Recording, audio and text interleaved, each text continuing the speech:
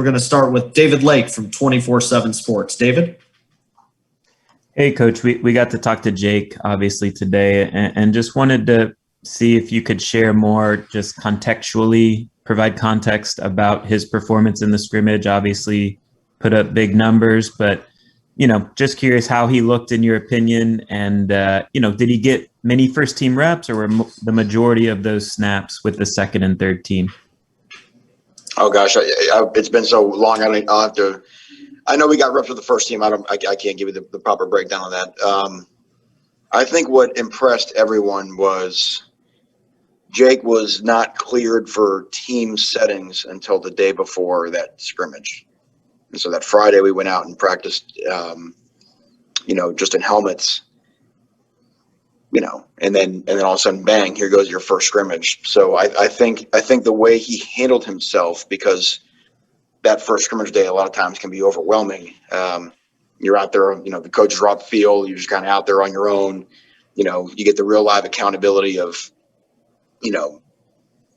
negative plays, go backwards and all that. And I thought the way that Jake just looked like a guy that day that had just been around a long time, that it just was not in awe of the moment, was very comfortable, in addition to the fact of the throws and all that type of stuff. I think that was the thing that everybody on the staff was most pleased about. And obviously both quarterbacks played very well that day. But now what happens is, more install keeps coming and that, you did a good thing. Okay, now you got to keep going. And I think it'll be very interesting to see what happens at the end of this week and how it looks for scrimmage 2. There'll be more defense in, just more, more stuff coming at you. Coach, we've got Tom D'Angelo from the Palm Beach Post. Tom?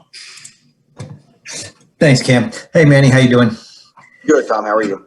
Good, thanks. Hey, I'm going to take you away from the quarterback talk a little bit, and I'm sure you talked about this earlier, so forgive me. But Zach McLeod, how much of first of all, how is he doing in this transition? I know it's been at a little bit here this spring, and also, is it is it much of a transition going from where he was to defensive end? I will tell you, it is a transition, and Zach is, to be quite honest, he has exceeded my expectations. Not that I didn't think he would do well there. I didn't think he would look so natural so soon. And, the closest comparison I could think of in the time that I've been here is when, when we first got here, when we put Trent Harris at defensive end, and Trent really, his 2 years from 16 and 17, I think, was as productive as anybody that we had. And Zach, sometimes when you just take somebody out of, Manny Lawson, who, you've heard compare with the Greg Rousseau comparisons. Manny played linebacker for us for 2 years at NC State, and then we moved him to defensive end. And there's some guys, when you just take out, when you say, hey, just go at defensive end, there's a lot more just go. Where at linebacker, you have to kind of process where you need to go. And a guy like Zach, who's as tough as they come, and then also because he's so experienced and he's so intelligent, he wants to learn, so he's just soaking up all of Jeff Simpson's coaching like a sponge. He looks like he's played defensive end a lot more than 10 days in practice, I'll tell you that. And real quick, if I could, he's been here a while, so he's seen a lot of defensive ends. How much is that?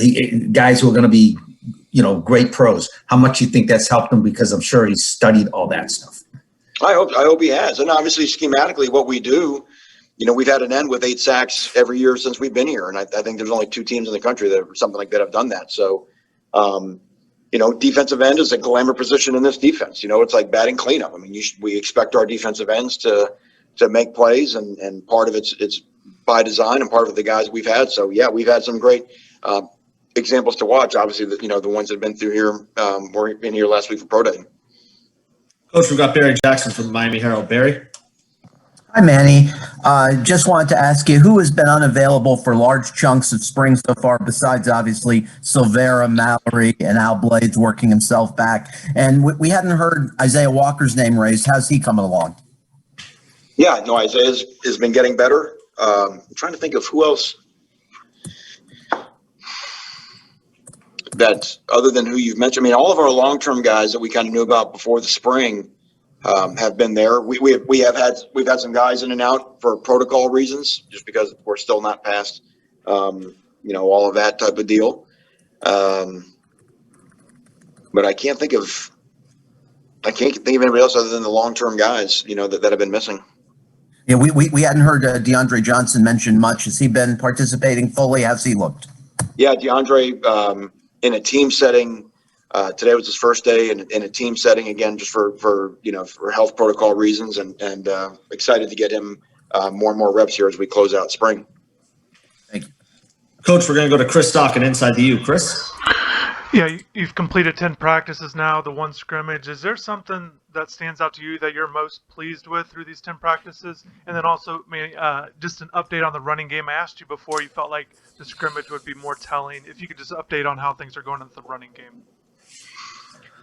Well, I think the two things maybe going hand in hand to answer your question is I do think our depth on our offensive line, I think the second year of being in the system, second year of being with Coach Justice, I think the athleticism of the guys that we have and the ability that we may be able to roll, for sure more than 5. It could be 7, 8, even 9 guys that could roll through there and not expect a drop off. I think that's been very encouraging.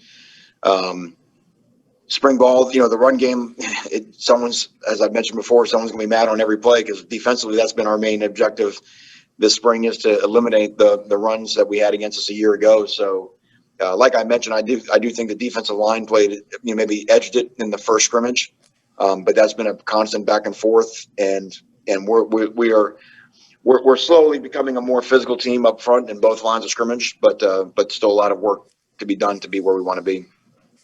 Got a couple more for you, Coach. We're going to go to Manny Navarro at The Athletic. Manny? Hey, Coach Diaz. We've seen some of the recruits post how they're going to start taking official visits here, I guess, in June to Miami. And just curious, as far as some of the protocols and rules that you had in place last year with allowing guys to commit and what a commitment means and so forth. Any changes with everything you guys have had to endure, with the pandemic and not being able to have recruits on campus? Well, yeah, what hasn't changed? This June is going to be a very different June, I think, than any other June in the history of. This class is unlike any other class, right? There will be more official visits taken in June than ever before. We will certainly host more. And again, this is every school in the country. There's still the big asterisk that the dead period is lifted. That has not been finalized, but everybody's planning as if that's going to be the case. We don't, everyone in the country still doesn't know what does a visit look like. Are there any type of protocols that they go in place? So there's still a lot of balls in the air in terms of what will actually happen logistically. But in terms of how we operate, like I said, I think some things I think there's going to be a big surge of visits. I think there'll be a big surge of commits in the summer of guys that want to go see a lot of places and then maybe get their decision done before the season. I think some guys will play it out into the year. And so, as we've known with everything, Manny, since last March, is that you have to adjust to the situation and be flexible. But I think our basic rules of recruiting have served us well, and we'll continue to go by those. Coach, we got Susan Miller-Degnan from the Herald. Susan? Hey, Manny, how are you? Good, Susan. How are you? Good. Could you elaborate a little bit on the scrimmage format for later this week? I'm just, how the quarterbacks will divide the snaps, if it will be at night, and also just wanted to hear a bit on the quarterback competition. Who's in the lead now and why? We will go in the evening time. We scrimmage in a game format.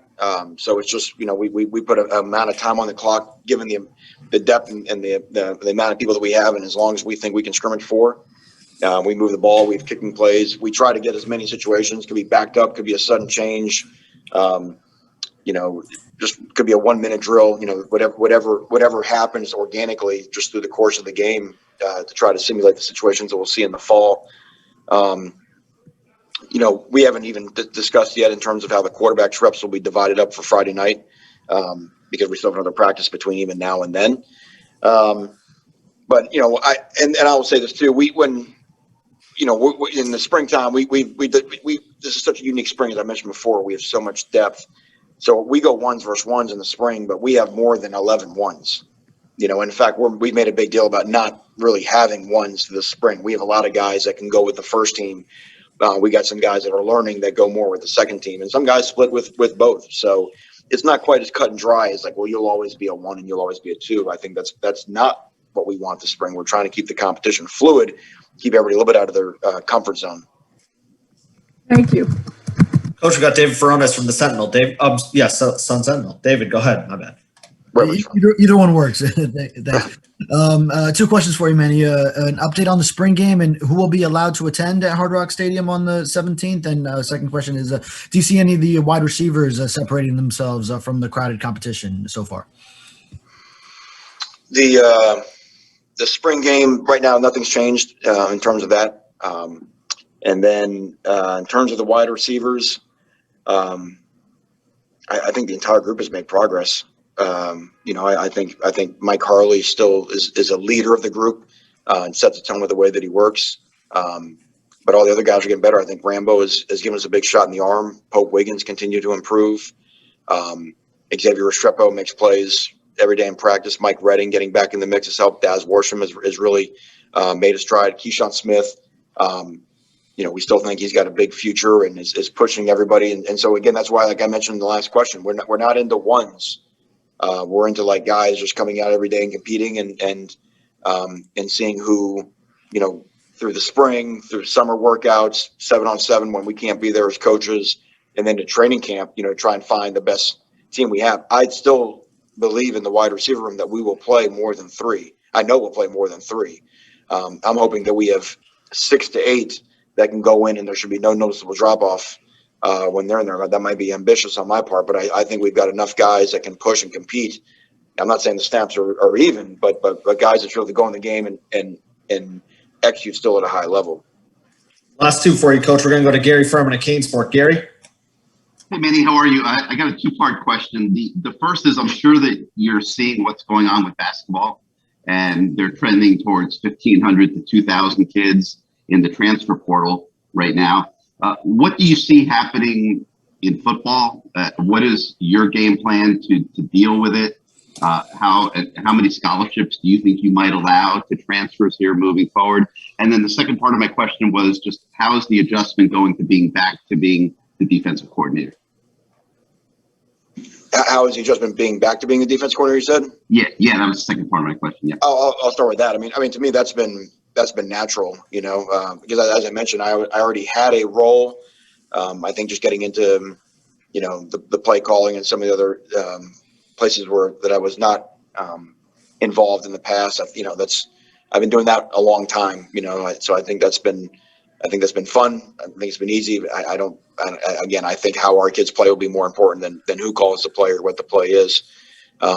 But I think the guys are responding, and I think defensively we're trying to get back to having a little bit of edge about us. I just think we lost our edge. That Miami's always had a little bit of a chip on their shoulder the way we play defense, and it wasn't around, and so that's what this spring's been about. In terms of the transfer portal, I think I saw last week there's a website that tracks it. I think football has 2,500 players in the transfer portal right now, and not all those were scholarship players, but.